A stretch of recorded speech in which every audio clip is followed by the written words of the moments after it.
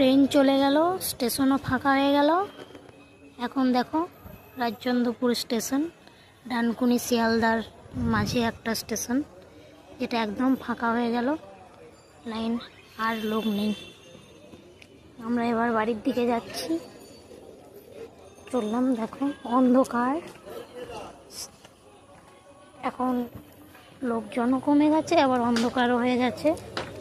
দেখি এখানটা একটু বাজার আছে, এই বাজারটা একটু দেখে নাও।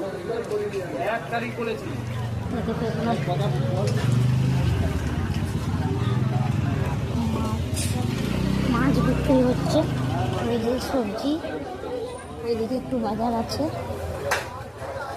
আর এই দিকটা একটু একটু একটু দোকান আছে। এদিকে দু চারটে মাছের দোকান, মাছের দোকান ভালোই আছে, দুটো তিনটে।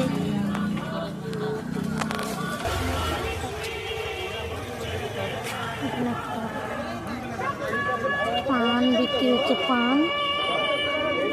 এই যে আমরা স্টেশন থেকে বেরিয়ে যাচ্ছি, এই যে পানের দোকান, পানওয়ালা বসে আছে। তারপর এই বাজারের মধ্যে দিয়ে বাইরে বেরোতে হয়। আমরা যাব বালি, বালি।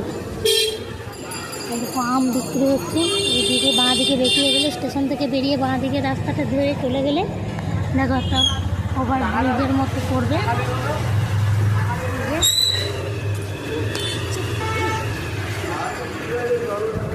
দেখো এই যে এখানটা একটু ভালো বাজার,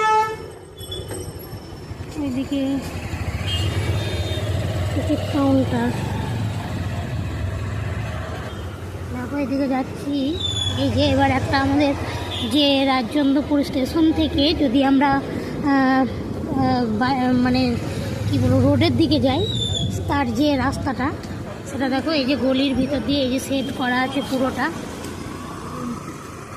শেডের ভিতর দিয়ে আমরা এখন যাচ্ছি। ভিতরটা দেখে নাও, এখানটা প্রায় অনেকটা 500 মিটার হবে, 500 থেকে 700 মিটার হবে। এই যে জল জমে গেছে রাস্তার মধ্যে, বৃষ্টি হয়েছে, জল জমেছে। আমরা বাইকে আছি, একটা রাস্তায় লোকজন দেখা যায় না, এখন সন্ধেবেলা, আর এই রাস্তায় একদম লোকজন কিচ্ছু দেখতে পাচ্ছি না। দেখতেই পাচ্ছ তোমরা কতটা আসছি, দেখো রাস্তায় কীরকম জল, দেখো উপরটা দেখো।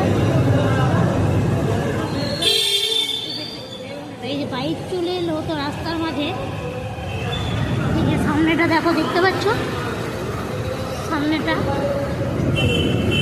এই যে বেরিয়ে